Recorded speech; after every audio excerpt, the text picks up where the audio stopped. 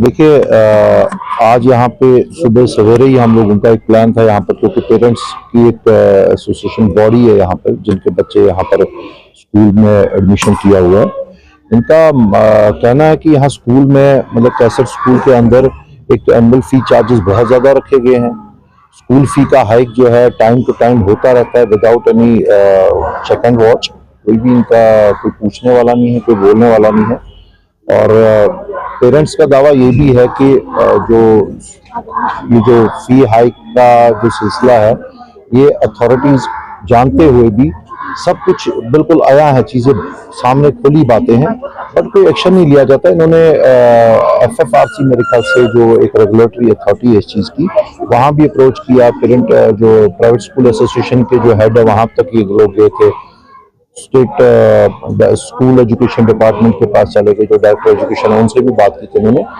But unfortunately कोई इनके जो बात की गई है वहां उस बात की कोई सुनवाई नहीं हुई है। तो आज लोग परेशान है। आप देखेंगे सुबह सवेरे अपनी जो माए बहनें सब और भाई लोग जितने भी यहाँ पेरेंट्स है, वो सभी यहाँ पर, औरतें मर्द यहाँ पे इकट्ठा हुए हैं।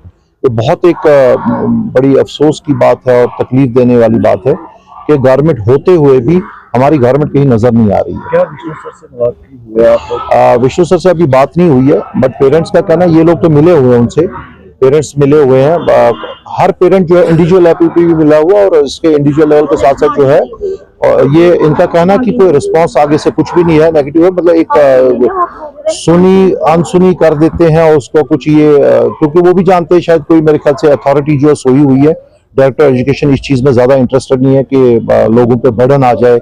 आप जानते हैं जैसा इस टाइम पे हमारे स्टेट की कंडीशन क्या है, स्टेट्स एंड ड्यूटी पे आए हुए, और मार्केट की पोजीशन क्या है, लोग जॉब्स कहीं नहीं है, लोगों के मसले हैं, लोग कमाई का जरिया कहीं पे नहीं है, बिजनेस एकदम से ठप हो रहे हैं। और खास तौर पे जब से ये जो अभी ये जंगी हालात बने हुए थे, उसकी वजह से वैसे भी कंडीशंस बहुत खराब है, लोगों को बहुत परेशानियां, मसलों का सामना है। लेकिन देखने की बात यह है कि अथॉरिटीज जो इसकी FFRC होगी, डायरेक्टर एजुकेशन आ गए, state board of school education हो गया, डायरेक्टर जो अपना मिनिस्टर साहिबा है हमारी सकीना इतू जी है, नेशनल कॉन्फ्रेंस की जो मिनिस्टर है, कैबिनेट मिनिस्टर स्कूल एजुकेशन की, कोई फिक्र ही नहीं है किसी चीज की। लोग मर रहे हैं। उन्होंने अपना वोट जो लेना था वो तो ले चुके हैं। 3 साल बाद क्या होगा उनको इस चीज की परवाह नहीं है। 3 साल बाद जो होगा फिर जाएंगे लोगों के पास बेशर्मों की तरह, फिर वोट मांगेंगे। लेकिन वो वोट इसलिए दिया जाता है, मैं उनको यहाँ से आपके जरिए से बताना चाह रहा हूँ, वो वोट इसलिए नहीं था कि आप ऑफिस में पहुंच के, आप अपने दफ्तरों में पहुंच के प्रोटोकॉल फॉलो करेंगे और सो जाएंगे। उनको आना चाहिए, उनको देखना चाहिए, आपके पास अथॉरिटी, आप क्यों एक्ट नहीं कर रहे हैं। अगर एक्ट नहीं कर सकते तो बेटर है कि आप लोग रिजाइन करें और छोड़ दें, क्योंकि एक अपने दिल की भी आवाज होती है इंसान के अंदर की, इनर कॉन्शियस है वो। इनर कॉन्शियस, मैं इनसे पूछना चाहता हूँ, क्या इनका कॉन्शियस मरा हुआ है? क्या ये नहीं जानते हैं कि हमारे लोगों की तकलीफ कितनी है? हम लोग एक मसाइल से नहीं गुजरे, हजारों लोग, लाखों मसले यहाँ पे है। आज हमारी औरतें, अगर यहाँ पे हमारी माए बहनें यहाँ बाहर आई हुई है सुबह सवेरे, फैमिलीज को छोड़ के, घर छोड़ के, तो कोई सीरियस इशू होगा। इस मीडिया के थ्रू आज यहाँ गैदर होने का मसला, जो मकसद है वो ये है कि यहाँ जो विष्णु साहब हैं, जो कैसेट स्कूल के प्रिंसिपल भी हैं, और उनसे भी एक रिक्वेस्ट है कि आप भी थोड़ा सा इसको रहम करें, थोड़ा करम करें इन गरीबों पे जिनके बच्चे आपके स्कूल में पढ़ रहे हैं। राइट टू एजुकेशन एक हमारा बेसिक हक है। उस पर आप देखिए स्कूल अथॉरिटी, जो स्कूल एफिलिएशन रिकॉग्निशन जो स्कूल का होता है, उसके एक कुछ प्रोटोकॉल है, कुछ पॉइंट्स है।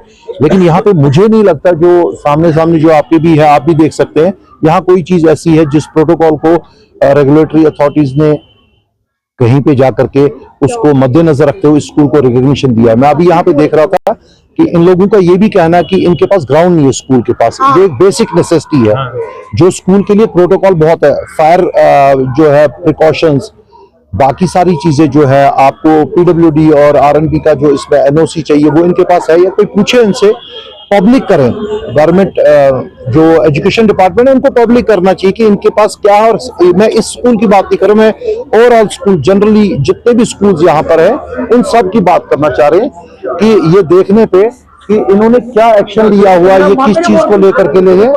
और साथ ही साथ एक इशू ये है कि यहाँ से बच्चों को वीकली जो है एक दूसरे स्कूल में लिया जाता है, कोई वॉल्डन स्कूल है वहां लेकर के ओके इनका ब्रांच है, और यहाँ से वहां ट्रांसपोर्ट करने के लिए पर स्टूडेंट से 100 रुपीज पर हेड जो है वो लिया जा रहा है। कितनी नाइंसाफी की बात है, कमी आप में है और आप बोझ ला करके लाद रहे हैं गरीब आवाम पे।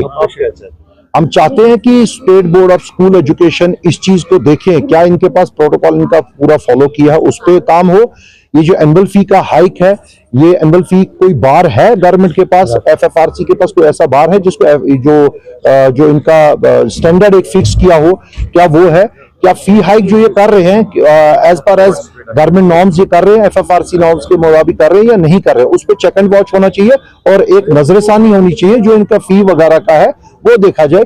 प्लस ये जो ग्राउंड नहीं है, और इसी स्कूल के अंदर बीएड कॉलेज है, ऊपर बीएड कॉलेज बनाया हुआ, 1975 से बड़ा रिप्यूटेड स्कूल रहा है ये, इसका एक रेपुटेशन रहा, बहुत क्रीम निकली होगी स्कूल से, लेकिन क्या आज वो स्टैंडर्ड्स मेंटेन किए जा रहे हैं स्कूल के अंदर या नहीं, ये बहुत बड़ा एक सवालिया निशान। आपको पता होना चाहिए कि आप क्या दे रहे हैं क्या नहीं दे रहे हैं। एनुअल फीस भी फी फिक्सेशन कमेटी ने ही फिक्स किया है, मैंने नहीं फिक्स किया। और जो ये एनुअल फीस है इसको हम एक ही दफा नहीं लेते हैं, ये साल में कितने % का हाइक जो है इस पे किया गया है?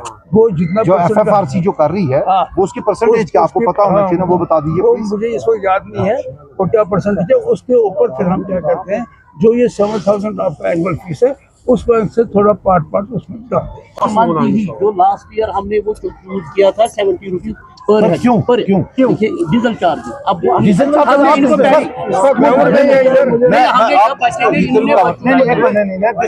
आप मुझे बताइए क्या आपके पास इस चीज का कोई ये आपको स्कूल के प्रोटोकॉल में सबसे बड़ी चीज आपको ग्राउंड चाहिए कि नहीं चाहिए? आप देखिए आप गलत बात मत, ठीक है, आप गलत ये डीजल चार्जेस आप भरेंगे ना, आप भरेंगे सर, वो एमएससी में सारा यही हम मांग रहे हैं presentation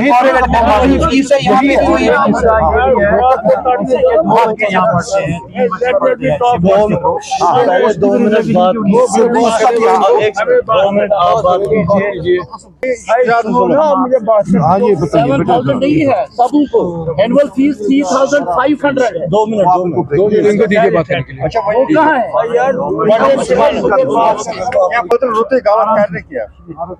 outing charges on the last से शुरू हो। ये स्कूल जब ये 50 साल का स्कूल ये है, और जिस वक्त पेरेंट आता है हम उससे लिख के लेते हैं कि आपको पता है यहाँ ग्राउंड नहीं है, यहाँ ये फैसिलिटीज है, ये स्टाफ है, ये फैसिलिटीज है, ये प्रोग्राम। अगर आपको फीलिंग हो तब आप इसका एडमिशन करो, इसके लिए हम ये आउटिंग प्रोग्राम मैंने शुरू किया लास्ट ईयर से, और लास्ट ईयर से भी क्या शुरू किया क्योंकि I wanted that my children should go and have some, ये मैंडेटरी नहीं है, जो पेरेंट नहीं करता है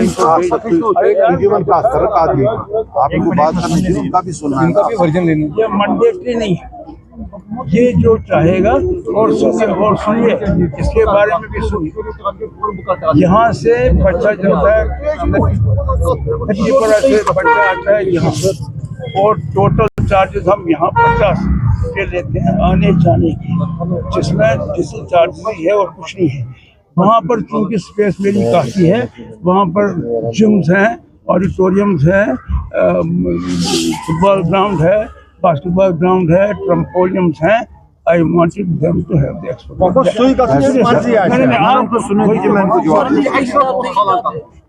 ये कंपल्सरी नहीं है, ये मैंडेटरी है, ये वंस इन अ वीक में बच्चों को लेते हैं। अगर मैंने ये कोई अच्छा काम किया तो उसके लिए अगर मुझे जॉब देनी है तो दे दीजिए, एक्स्ट्रा पैसा कोई नहीं लेगा। कौन सा एक मिनट आप बात कीजिए। जो आपका फी फिक्सेशन कमेटी रेज देती है और साथ में वो मुझे देती है एनुअल फीस 7,000, यह 7,000 को मैं फिर ब्रेकअप करता हूँ, इसमें मैं डिस्ट्रीब्यूट करता हूँ वो दी है। तो जो आपको रेज लगता है वो रेज एक जो ग्रांटेड रेज है और part of the annual fees है, जो कि मैं, और ये फीस आप वैसे भी देते हैं, आपने एग्जामिनेशन 5 दफ़ा होता है उसका फीस नहीं देंगे, कंप्यूटर का फीस है वो नहीं देंगे, ये सारा फीस हम पहले भी ले। उसके अलावा हम 40,000 एडमिशन फीस लेते थे जो अब एबॉलिश हो गया।